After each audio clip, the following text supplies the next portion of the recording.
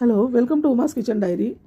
இன்றைக்கி சிம்பிளான சிக்கன் வறுவல் தான் பார்க்க போகிறோம். இதுக்கு தேவை வந்து 1/4 கிலோ பொடி வெங்காயம் வெட்டி வச்சுருக்கேன்.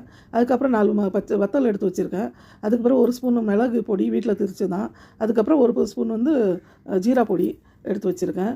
அதுக்கப்புறம் ஒரு 1/2 கிலோ சிக்கன் வந்து நான் போன்லெஸ் சிக்கன் எடுத்து வச்சுருக்கேன். இவ்வளோ தான் இதோட பொருட்கள். வெள்ளைப்பூடி இஞ்சி பேஸ்ட்டு இதில் ஆட் பண்ணணும். நான் அதை வீடியோ டிலீட் ஆகிட்டு அதனால் காட்ட முடியலை. இப்போ வெங்காயமும் வத்தலையும் போட்டு நல்லா வதக்கணும். அந்த ஆயில் பிரிஞ்சு வர அளவுக்கு நம்ம வதக்கணும்.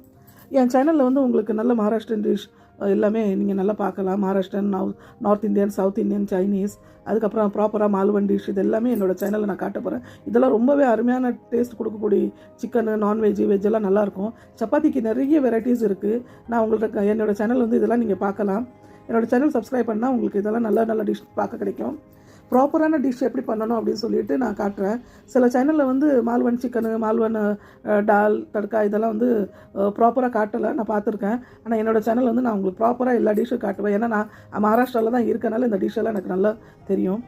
இப்போ சிக்கன் வந்து நம்ம வெங்காயத்தில் போட்டு நல்லா வதக்க ஆயில் பிரிஞ்சு இந்த அளவுக்கு நீங்கள் வதக்குங்க. அந்த ஆயில் பிரிஞ்சு வந்தால் தான் டேஸ்ட்டு.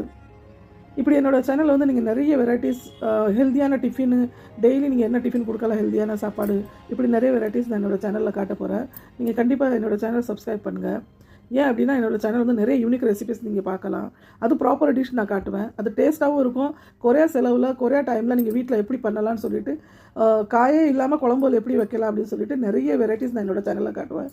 நீங்கள் பார்த்து சப்ஸ்கிரைப் பண்ணுங்கள். அப்போ தான் உங்களுக்கு நான் போடுற வீடியோலாம் வரும். இப்போ நல்ல எண்ணெய்லாம் கொஞ்சம் பிரிஞ்சு வருது. நல்ல இது வந்து இன்னும் கொஞ்சம் சுருண்டு வரணும். அப்போ தான் நம்மளுக்கு இன்னும் நல்ல டேஸ்ட் கொடுக்கும். இது நீங்கள் சாம்பார், டால், ரைஸு, எதுக்கு கூட ரசத்துக்கு எதுக்குனாலும் நீங்கள் சைட் டிஷ் யூஸ் பண்ணலாம். இப்போ நல்லா சுருண்டு வந்துட்டு பாருங்கள். இது அவ்வளோ ஒரு டேஸ்ட்டாக இருக்கும். நீங்கள் வெறும் வாயில் கூட சாப்பிட்டாலும் ரொம்ப நல்லாயிருக்கும். இது பிரியாணிக்கு நான் சைட் டிஷ்ஷாக வச்சுருக்கேன். என்னோடய சேனல் சப்ஸ்கிரைப் பண்ணுங்கள். நன்றி, வணக்கம்.